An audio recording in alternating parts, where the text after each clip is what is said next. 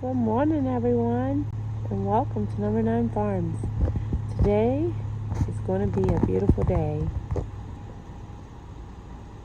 once again, I am so thankful for you guys. Look at that sunshine. I'm on the driveway, heading back to the house and taking the boys to the bus. Guys, I wanted to show you these that I have already got down here planted. These all came from Azure right here in my last order. So I got those last time too, not last year. Oh my goodness, I can't bend over like that. Whew. Okay, so, and then of course these are all two that I need to get transplanted and get going on.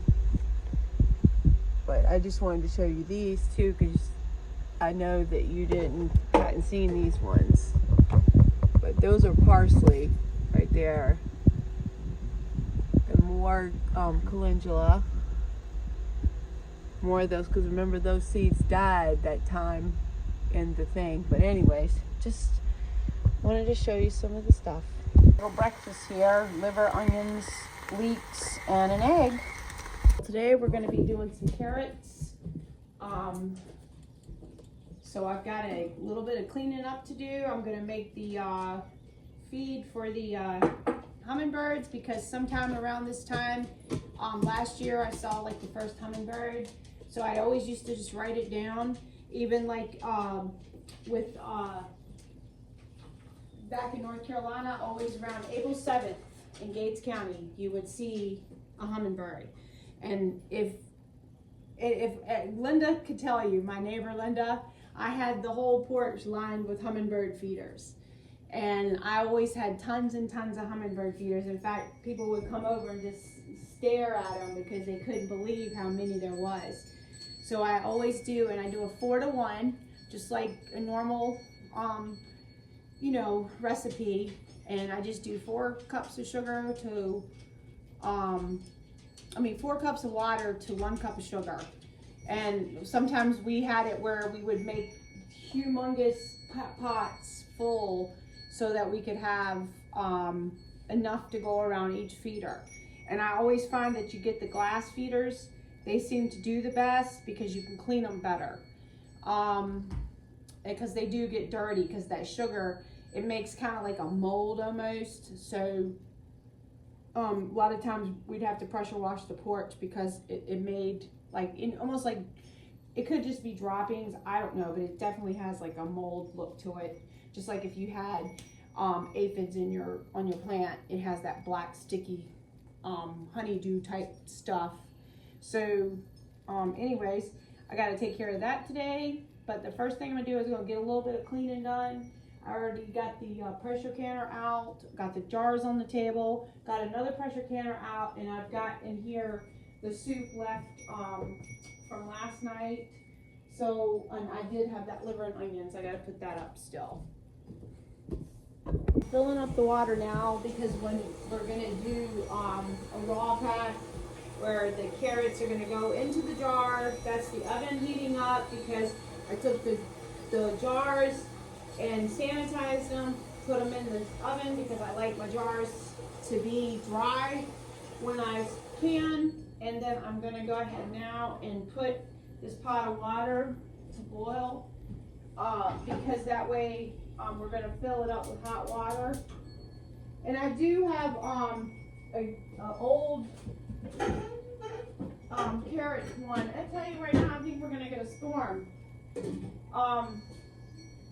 Woo, a little bit of dust on it. No surprise.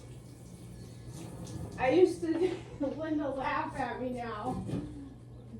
I used to take and say, oh, my house is so dusty because everybody's running up and down the road. Okay, well then when I got here, there's nobody else running up and down the road, and it's still dusty. And so it had nothing to do with the road. So, anyways, it's just funny that no matter how much you do and clean, because Bruce comes home and sweeps the floor like every day. And no matter what, and you wipe down all the counters, all the book jars, everything, and everything still gets dusty. So, I always say it's because Bruce it does all this construction work and stuff. But we can believe it, can't we? We can just believe it. But so that's doing. The oven's on. The jars are set, and so now I'm gonna get the carrots out. So I've gotten some of the carrots, and I'm gonna clean them now in the sink with water and a little bit of white vinegar. Okay, so what I'm just doing now is I'm just cleaning them really good. I have one of these full circle brushes, and of course it's really wore out, but also it makes it scrub really good. So I pretty much don't take the skins off, but you know, you do you. And Bruce and I always ate all the skins of everything, even our potatoes, everything. So, I don't know, we just always have. It's trying to rain, but it can't make up its mind up because it's like gotten dark, and it was just as sunny and beautiful, and now it's like cloudy, come out of nowhere, and it's been thundering, and I haven't seen any lightning, but of course it's probably there for sure. But anyway, I have there's 25 pounds of the carrots. So, but I already have a whole bunch canned up, but what I want to do this time is I want to do them in chunks, bigger chunks, because this way we can open these up and use for like putting some butter on, just eating them just like that instead of like in a soup or something. But these also would be good for a beef stew, that you know, the chunkier type. So that's what I plan on doing. And there was a couple other things I was going to do too, but it's like, okay, you run out of time.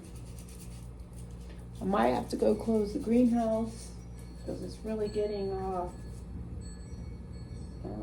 I know you guys can't hear that, but I don't know if it didn't show any rain in the forecast, but it seems like to me here the weather must be really unpredictable. But in North Carolina we got the weather pretty close. It seems like here it seems like it changes too much. But just going to keep getting these all washed up and meet you guys back. All right, so I brought the bag in this time. That was a little bit easier to carry. So go ahead and dump the rest of them in here.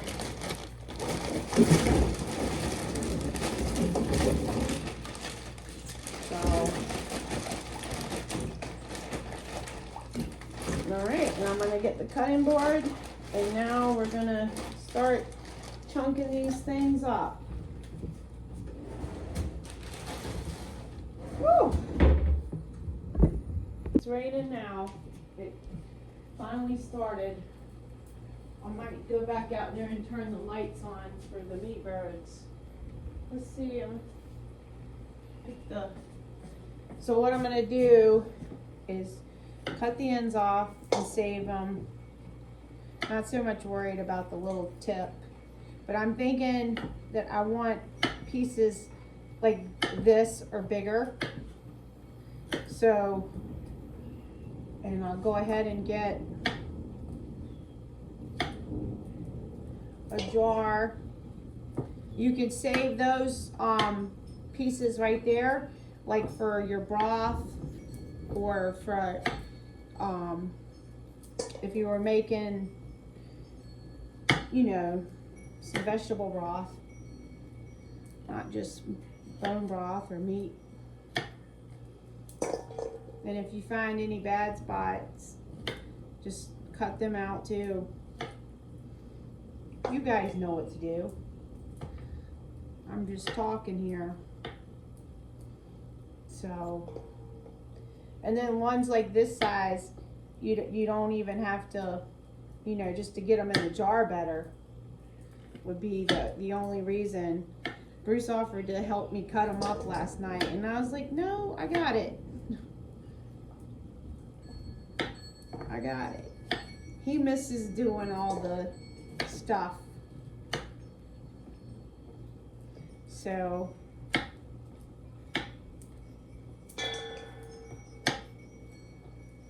but of course it'd be prettier if they were, you know, got the skins off, but we don't mind it.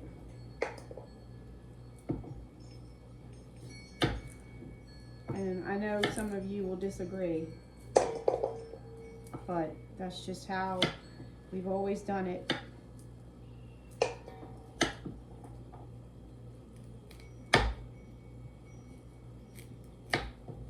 Okay. Nice big chunks.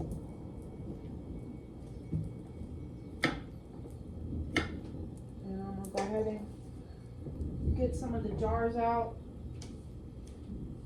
so they can kind of cool down a little bit, because now they're dry. All right, the water still hasn't boiled. It's 1 teaspoon of salt, and I have some Cannon salt right here. You can use some kosher. Just put the salt on, and I've already got the next jar ready to go, and I'm trying to get my lids and flats out now, or rings and flats. All right, we have 6 jars done already, and a bunch of little scraps here, and the sink is still full. I go close the greenhouse, my goodness. But I wanted to show you guys, I probably got maybe 10 more carrots left in the sink here. So, woohoo! What a good feeling. Just think of how much money you save by doing this, because you don't have to buy any canned carrots or anything. And it really helps to have something on your shelf as well, because it just does, just like the vegetable beef soup that I made, you know, was it the day before, and you know, that just makes it easy. The wind came out of nowhere, and the rain. Whew, I ran around, got everything closed up.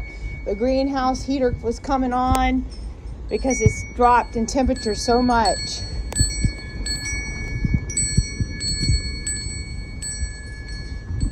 Remember one of these bottles right here, guess what?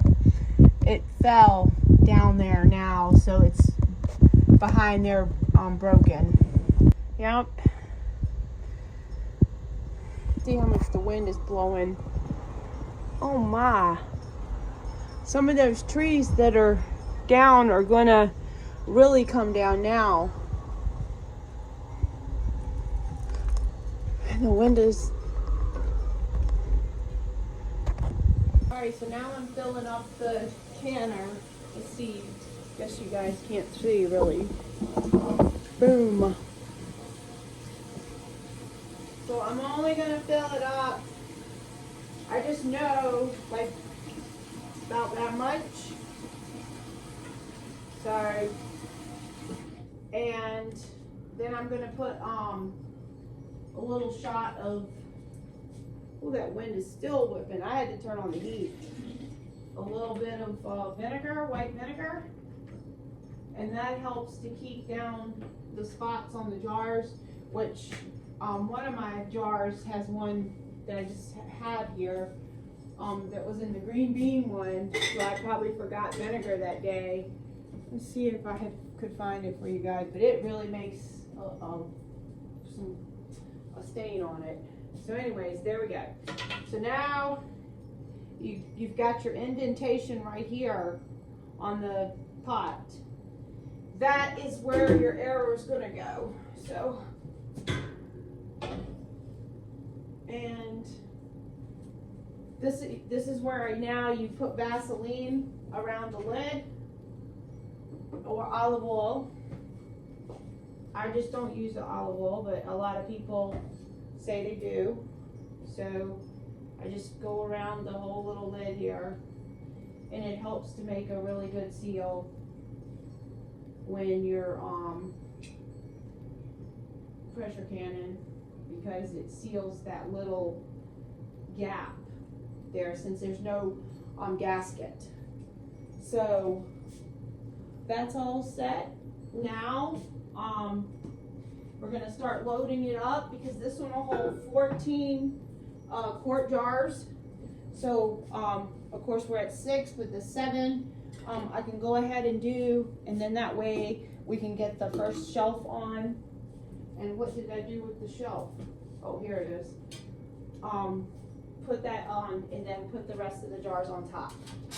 And since this water is going to be hot at the bottom, but we're going to just get it warm. We're not going to get it hot. So, and there was 2 free beets in the back. So, but I'm going to go ahead now and keep going, and I'll bring you guys back. Oh, and the other thing too, I already done it, but you always want to check your lid right here. You can either run water through it, or you can put it up to the light and make sure that you can see it. That's your vent, to make sure that it's not closed or have any food particles or anything in it. I have these lids that I'm going to be using today. I think I got these from Azure. I'm not really sure, but I think so. I'm sneezing. I don't know why. All the dust from stirred up. So I'm gonna put these in. I still put all my lids in hot water and rings. Oh my. So I know that I have 2 wide mouth. So I'm gonna go ahead and get the 2 wide mouth done. I got the ball for these. And okay, I think that one does not look right. So a lot of times it, and in my, when I did the Ask 5 Foods course, he said the more that you work with canning jars, and the more that you work with lids and flats and rings, whatever, you will see everything. And he was not lying, because I have seen jars that have had glass still running through them, little strings of glass. I have seen ones that are completely deformed. I've seen everything, because I've done so much, and you know, all the years of canning and pickling and everything. I have seen it all, and that is no joke. And then what was it the other day?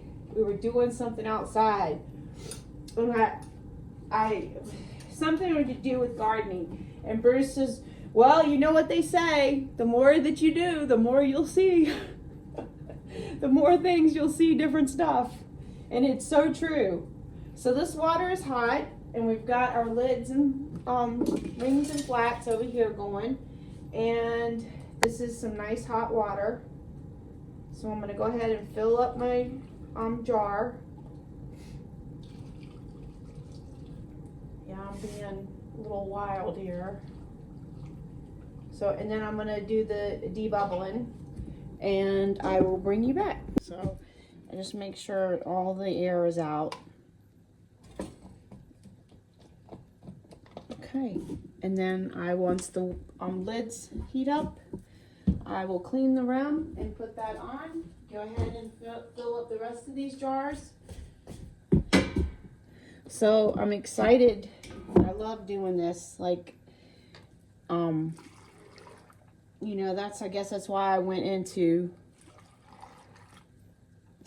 making stuff for other people.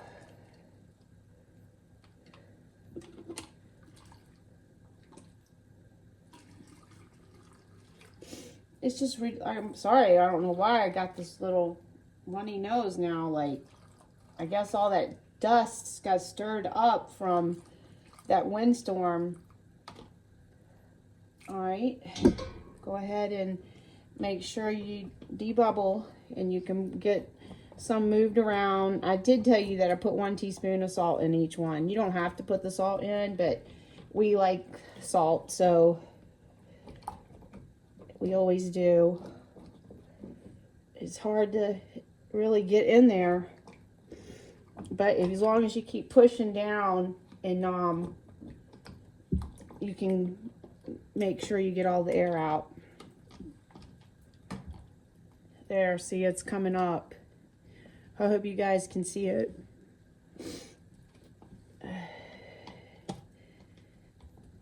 So,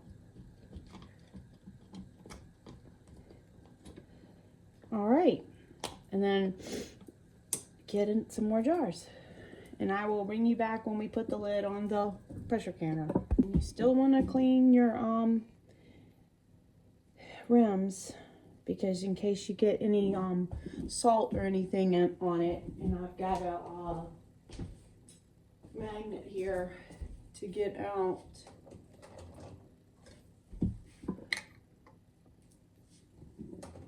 All right, so the first jar is going in, just finger tight. And that's what I get confused every time when I get ready to put something in that overhead, because I didn't have that at my other house. So every time I hit my head on the edge, because when we built the house, we built it, I even had the pop filler in the back, everything. We built it so that we had all the conveniences for Canon. So I had a nice space there.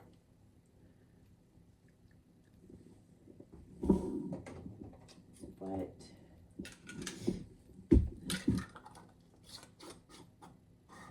oop, sometimes you get one that don't feel right.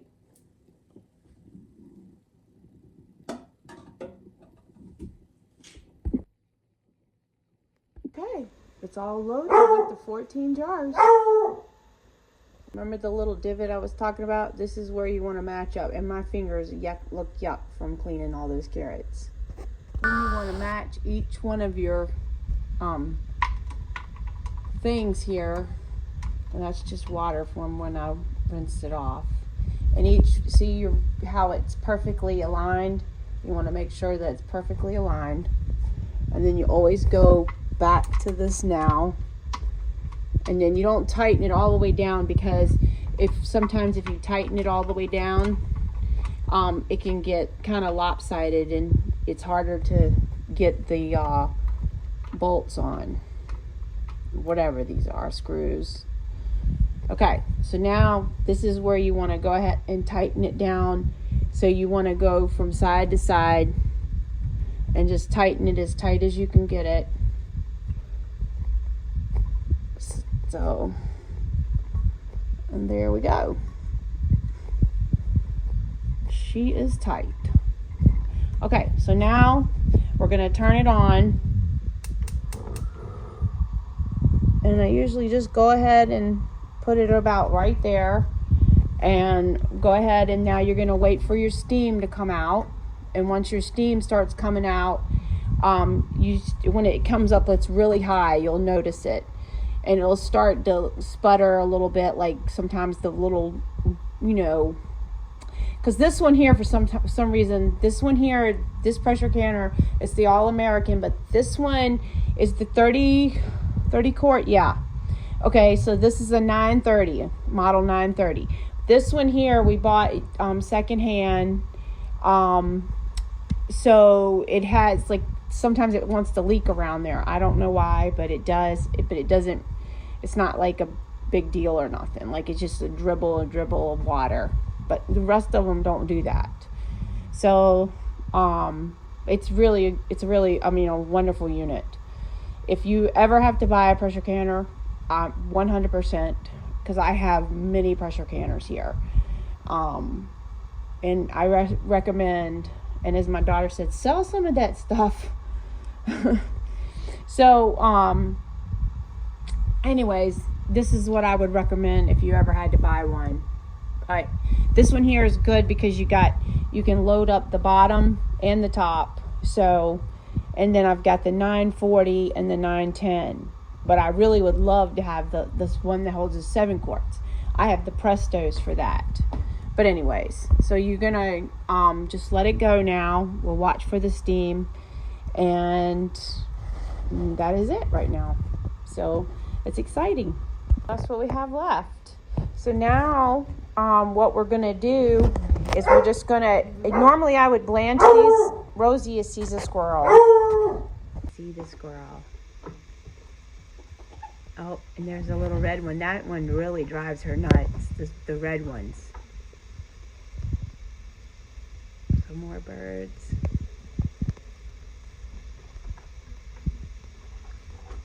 I missed the big one. So there's 3 out there now. And and the little yellow finches are out too. Let's see if yeah, right there. And the little red one too. Look at them. They're so tiny. That's the water hose I've got for the water in the onions, but of course it rained today. Plus we're supposed to go down to 26 tonight.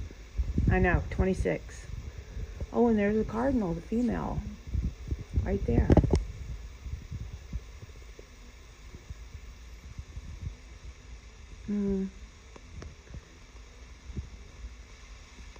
Miss Rosie. All right, so some of these are gonna go to the rabbits. And then the rest of these I'm gonna put in a bag because I saw on the 1870s homestead, she said put them in a bag and then you can just throw them in your crock pot or in a roasting. So that's a great idea because normally we just do that anyway. So that'll give us that because I've got plenty dehydrated, I've got plenty freeze dried. So this is what this will be nice because you can just keep them whole and put them in the gallon Ziploc baggies, freezer bags. All right, I gotta go down and get some bags, but look, I just wanted to show you that was some more of the vegetable beef. I'm getting ready to have some of that. What do you want? What do you want? Tell me. This what you want? She loves a carrot. Right, the carrots are ready for the freezer now. It's for the broth and the rest for the rabbits. You guys can't see it, but it's definitely a steady stream here and it has been. So now I'm gonna start timing it for 10 minutes. I wish you guys could see it. It's there. It just won't show up. I did the hummingbird. Now I'm gonna do the Oriole feeder. So the Baltimore Oriole. So I'm gonna go ahead now and carry everything out. All right, now that the 10 minutes is up, we're doing 10 pounds of pressure. So you have your jiggler here on 10 pounds. You just put it on and then you watch your gauge over here. And we want to go to about 241. It's actually 240, but it'll stay there. And as you can see, the 10 pounds of pressure, but I always go to like 11. So it's just the way I've always done it because that's the way some of the books will say. But you can see it's creeping up now, and then you just kind of want to hold. That's the good thing about these canners is they hold their temperature well. All right, so now I've already set the timer for 30 minutes because they're quart jars for the carrots, and it is exactly on the, so you can see, and it's doing its little thing, so we'll just wait. All right, so I'm also still working on the onions. We're supposed to plant them when he gets home, so I'm gonna take and trim them up and get them all ready. Just make sure that your needle is touching that metal bar. Do not try to open it up until it does. And that's because a couple times I've like looked at it and thought, oh yeah, it's down, and then I look again and it's not. So be careful with that. And then you can go ahead and take your jiggler off, and then once you take the jiggler off, just wait a few minutes, and then you can go ahead and take them out. But it's part of the process to let it cool as naturally. But sometimes I find it hard to take the lid off of these. that this is my room here, but or our room. Oh, I told Bruce it's my room. Do you see this? Where's your daddy? Where's your daddy? Huh? Where's your daddy? Huh? You gonna tell him? What? I haven't really never showed it because it's so tiny that it's only 10 by 9. So, yeah. Okay, so then you always take your little jiggler off and you want to make sure that nothing's coming out. It's completely, the needle was already down. So now is the unveiling. And this is where you can take the video off, Bruce, or whatever, but it takes me, it's hard for me to open these lids. Just let it sit for a few and let it at least 20-30 minutes before I take off the lid. Dedication right there. Yeah. Anything for a nice tomato, onion, and cheese sandwich, lady. And lettuce. Yeah. Can't forget that. Or any kind of. Or some onions in your tacos. Or some freeze-dried onions. Yeah, that's right. Dehydrated onions. So I'm gonna go get a little Onion broth. go get a little bit of fertilizer. Okay. Hey, both feeders are out now. So we just wait for them. Start taking them out. They're all out. All 14 jars. And they smell incredible. And every one of them have sealed. Unless they change their mind. But they're all sealed. So, yay. Well, guys, I just wanted to tell you, I hope you guys had as much fun as I did. I hope you guys had as much fun as I did. But everything's sealed, just so you know, and I will wash the jars up tomorrow, but they're going to sit here overnight and cool down completely, and I'll label them and put them on the shelf with you guys. But I had a good time, and if you made it this far, you're a trooper. That's Thanks right. for watching, guys. And they will go on the shelf tomorrow when I get home. Oh, Yes, no toting the jars down the stairs. I love you guys. Bye.